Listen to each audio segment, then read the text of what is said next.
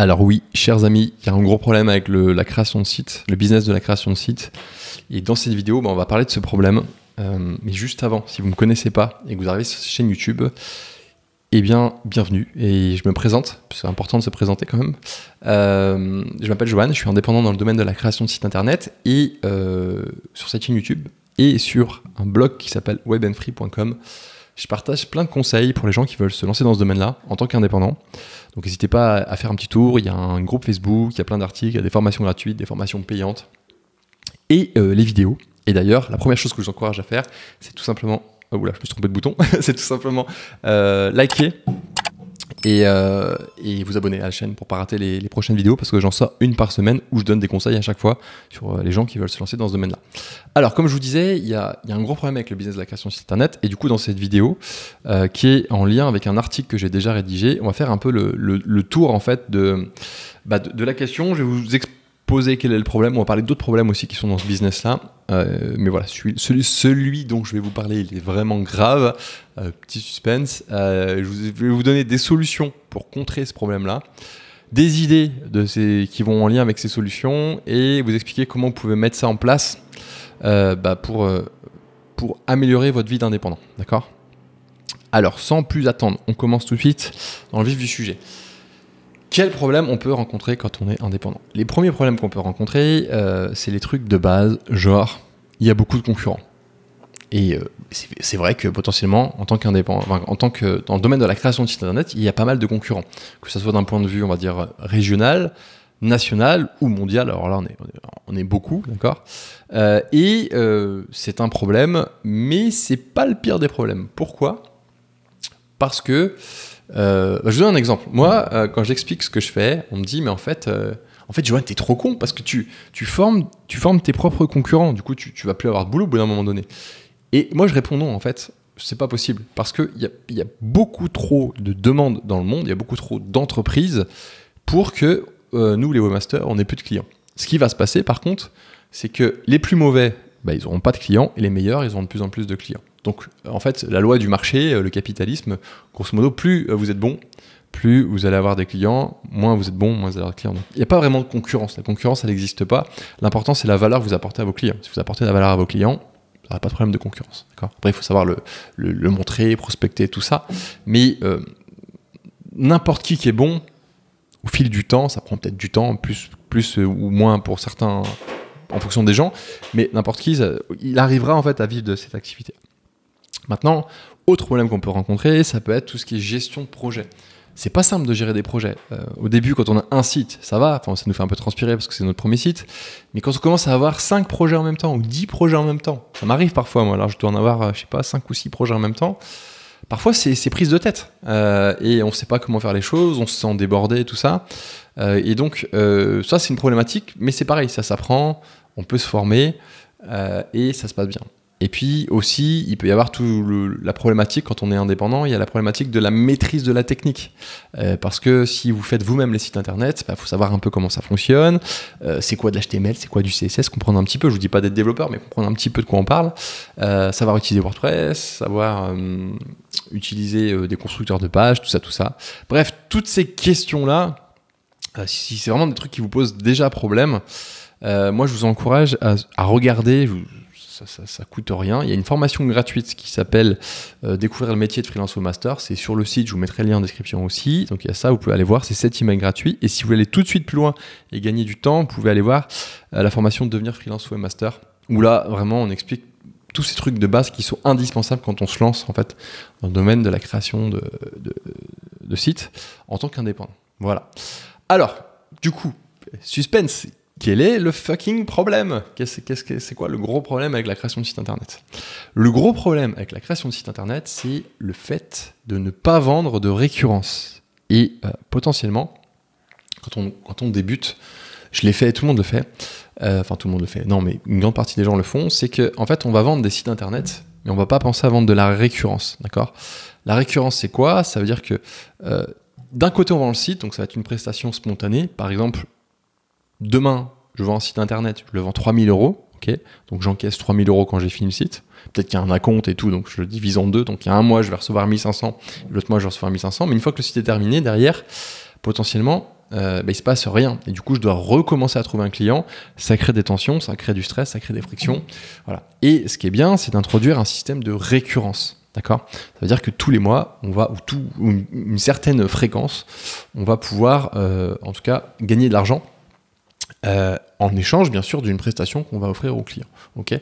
L'avantage de faire du récurrent, ça me semble logique, j'ai pas besoin de vous faire un dessin, c'est que ça vous apporte une stabilité financière. C'est-à-dire que si, admettons que vous vendez par exemple une prestation de maintenance, on en parlera juste après, je vous donne des idées de prestations que vous pouvez vendre, mais par exemple la maintenance, qui est le truc le plus connu, et généralement c'est par là qu'on commence.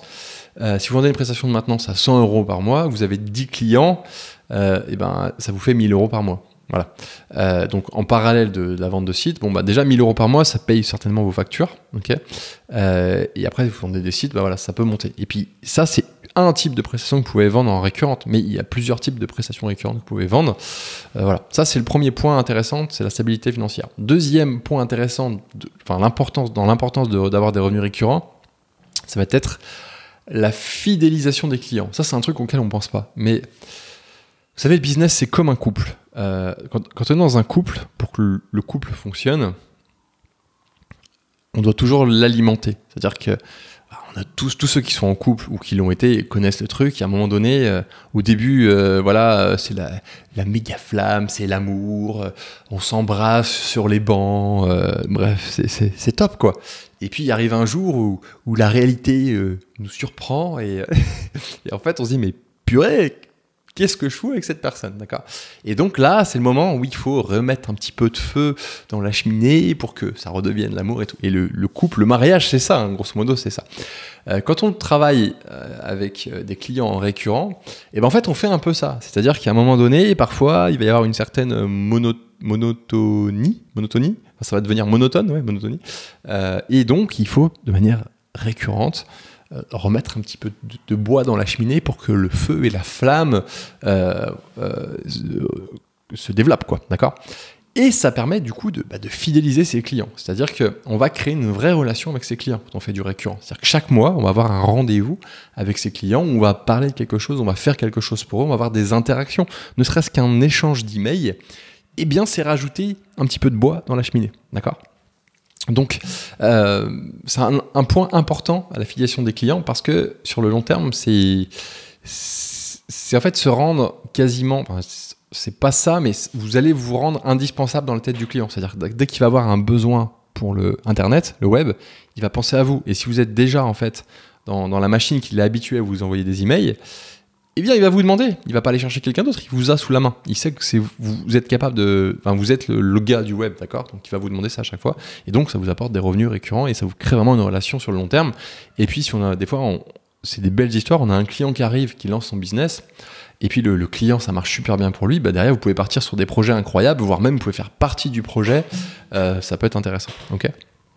Enfin, un point qu'on sous-estime parfois aussi sur la récurrence, et ça c'est un truc super important, c'est que quand on crée des sites de manière, on va dire, spontanée, quand on fait un site internet, on prend d'expertise, d'accord ? On fait un site, on prend d'expertise. Mais derrière, si on ne fait pas de site internet pendant 2 mois, potentiellement on perd un peu en expertise, c'est-à-dire qu'on oublie un peu ce qu'on a fait.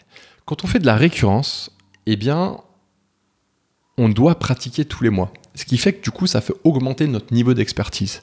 Et ça, c'est intéressant. Parce que vu qu'on vend une prestation récurrente, c'est-à-dire qu'on paye, par exemple, le client nous paye tous les mois pour faire quelque chose, le client attend quelque chose derrière. Ça veut dire que nous, ça nous force en fait à toujours un petit peu sortir de notre zone de confort, proposer des nouvelles choses, proposer des idées, parfois aussi être face à des problèmes. Si vous faites de la maintenance et que le site du client se fait hacker, les hacks, il en existe différentes façons. Okay, il y a différentes manières de hacker un site.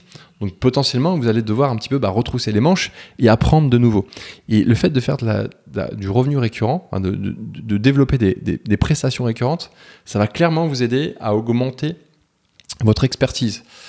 Et c'est plutôt positif en fait, que ça soit pour vous ou pour vos clients. C'est-à-dire que vos clients, plus ça va, plus vous avez de l'expérience, plus vous pouvez les aider. Parce que quand vous cumulez différentes prestations récurrentes, ce que vous apprenez pour un client peut être utile pour l'autre. D'accord ? Et donc petit à petit, vous prenez grave de l'expérience, donc ça peut être intéressant. Ça vous permet aussi potentiellement d'augmenter vos tarifs sur le long terme. Donc voilà, revenu récurrent, c'est quand même plutôt cool. Ça amène notamment, pour résumer, stabilité financière, fidélisation des clients, développement de notre expertise. Ok ? Maintenant, quel type de services on peut proposer à la récurrence ? Alors là, il y a plusieurs types de services. Il y a notamment la maintenance. La maintenance de site, par exemple, si vous utilisez du WordPress, la maintenance de site WordPress, je dirais que c'est le truc de base qu'on doit proposer quand on fait une création de site internet. Pourquoi ? Parce que c'est un peu comme une voiture. Voilà. Vous voyez une voiture, vous achetez une voiture neuve, d'accord ? Généralement, quand vous avez acheté une voiture neuve, vous avez envie de faire l'entretien. Vous avez les petits carnets d'entretien, genre les 10 000, tu changes l'huile, le filtre à huile, le filtre à air. Le 20 000 km, tu changes je sais pas quoi. 100 000, tu changes la courroie. Et bref, il y a un truc qui est prévu, d'accord ? Et quand on fait un site internet, c'est la même chose. Il y a une maintenance à faire, il y a des mises à jour à faire. Faut suivre les performances, il y a peut-être des nouvelles choses qui vont sortir. Google va peut-être changer son algorithme, peut-être qu'il y a des choses à adapter, d'accord ? Donc, la maintenance, c'est le truc qu'il faut vendre dès le départ et c'est pas compliqué à vendre dans le sens où la plupart des gens s'attendent à avoir de la maintenance, d'accord ? Et si vous êtes intéressé d'ailleurs par rapport au fait de construire une offre de maintenance, la vendre et savoir l'exécuter, il y a une formation que j'ai créée qui s'appelle WordPress Maintenance Pro. Je vous invite à aller voir. C'est possible qu'au moment où je tourne cette vidéo, il y ait une promotion. N'hésitez pas à aller voir parce que ça se trouve vous allez pouvoir faire une bonne affaire. Ça vous permet en fait de suivre le client et de lui assurer d'avoir un site qui fonctionne tout le temps. Parce qu'un client, admettons que vous ayez un client qui génère 10 000 € par mois avec son site internet, que ça soit peut-être des demandes de devis ou un site e-commerce. Pour lui, c'est primordial d'avoir de la maintenance. Parce que s'il n'a pas de maintenance, potentiellement du jour au lendemain, son site, il peut être piraté, il peut tomber en panne. Et le client, derrière, il perd 10 000 € par mois. D'accord ? Donc, vendre de la maintenance, c'est pas déconnant. Et c'est même nécessaire. C'est obligatoire. Ok ? Donc, c'est le premier truc à faire. Si vous ne vendez pas encore de la maintenance, proposez de la maintenance. Vraiment le premier truc à faire. Ensuite, qu'est-ce que vous pouvez proposer d'autre ? Il y a tout ce qui est contenu. Stratégie de contenu. Clairement, on l'a tous connu quand on fait des sites internet. Peut-être que vous ne l'avez pas connu, mais ça va vous arriver bientôt si ce n'est pas le cas. Vous faites un site, vous êtes content, vous avez fait votre site, vous avez galéré pour trouver des contenus pour votre client parce qu'il ne vous les donnait pas, donc vous êtes passé par ChatGPT, mais bon, vous avez réussi, vous avez fait votre site, et vous êtes content, vous avez fait une espèce de blog avec une zone d'actualité et tout, vous avez fait la documentation, vous avez formé votre client pour qu'il puisse s'en occuper, et vous regardez, 1 mois passe, 2 mois passe, 3 mois passe, et il ne se passe rien sur le site, et vous, ça vous dépite parce que vous avez envie que votre client s'occupe du site. Mais en fait, ce qui se passe, et ce qu'il faut bien se dire, c'est que les clients, eux, ils ont autre chose à faire. Ils ont leur activité à gérer. Et parfois, ils n'ont pas quelqu'un en interne pour gérer le site. Et donc là, votre rôle, vous en tant que webmaster, ça va être de dire « Ok, mais c'est dommage, vous avez fait un site, vous ne communiquez pas. » Donc, potentiellement, moi, je peux vous aider à communiquer. Donc là, vous pouvez proposer des prestations de stratégie de contenu. Alors, ça peut être lié à la maintenance, ça peut être en dehors de ça. Ça peut être, par exemple, simplement dire à votre client, moi, si vous voulez, je vous fais une offre, je vous propose de publier 1 ou 2 articles par mois, pas forcément optimisés pour le référencement, mais au moins pour montrer qu'il y a une activité. Je sais pas, toute entreprise fait des choses chaque mois. Ça peut être une nouvelle réalisation, ça peut être participer à un salon, ça peut être le passage d'une certification, ça peut être, je sais pas, la journée de l'entreprise où tout le personnel est allé, j'en sais rien, au restaurant et faire une activité de team building. Ça peut être, bref, il se passe toujours des trucs dans les entreprises. Mais les entreprises, généralement, et ce qui est marrant, c'est que moi, je bossais dans une agence web. Et dans l'agence web, il se passait plein de trucs, mais on n'avait jamais le temps de faire nos articles parce qu'on les faisait pour sauver des clients, d'accord ? On est toujours les cordonniers les plus mal chaussés. Mais bref, pour les entreprises, c'est pareil. Les gens, ils n'ont pas le temps de faire ça. Et eux, ce qu'ils aimeraient, c'est avoir quelqu'un qui s'occupe de ça. Donc, potentiellement, ce que vous pouvez faire, c'est proposer ce genre de prestations. Et ça, c'est facile à faire, encore plus aujourd'hui avec ChatGPT. Vous devez juste mettre en place un truc récurrent où vous demandez à votre client ce qui s'est passé le dernier mois, il peut vous faire un mail ou vous l'appelez, vous prenez 10 minutes à chaque fois par mois, tiens, qu'est-ce qui s'est passé ce mois-ci, voilà. Et puis le client peut vous envoyer des trucs rapidement. Et derrière, vous avez cette activité de récurrence en fait, qui est intéressante, qui fait vivre le site. Le client est content parce qu'il voit que ça bouge. Vous êtes content parce que ça vous fait des revenus et vous voyez que ce que vous avez fait, finalement, a une signification. Vous n'avez pas fait un site qui ne bouge pas, qui reste statique, d'accord ? Et c'est plutôt cool. Ensuite, autre type de prestation que vous pouvez faire, le référencement. Alors, le référencement, c'est des grosses prestations. Vous pouvez faire des grosses prestations de référencement, ça va dépendre de vos clients, d'accord ? Mais ça peut être très intéressant. Généralement, c'est une campagne de référencement, ça va être sur 6 mois, 1 an, d'accord ? Ça peut être sur 2 ans, mais généralement, 1 an, c'est bien. 6 mois, c'est pas mal aussi pour les clients un peu réticents qui ont des petits budgets. Ça peut être clairement une bonne activité de récurrence. Vous pouvez définir un budget mensuel sur lequel vous allez passer potentiellement du temps avec potentiellement un audit au départ. Vous allez dire, voilà, pour cette campagne de référencement, on va faire un audit, on va voir ce qu'on peut faire pour optimiser votre site vis-à-vis de ses mots-clés, tout ça. Clairement, ça peut être des prestations intéressantes. Donc, bien sûr, il faut se former au SEO, il faut se former sur comment faire une campagne. Chaque site, alors ça, c'est le problème du SEO. J'avais tenté de commencer une formation sur le référencement et je l'ai laissé de côté. Et j'aimerais bien le refaire. J'aimerais bien vous aider là-dessus.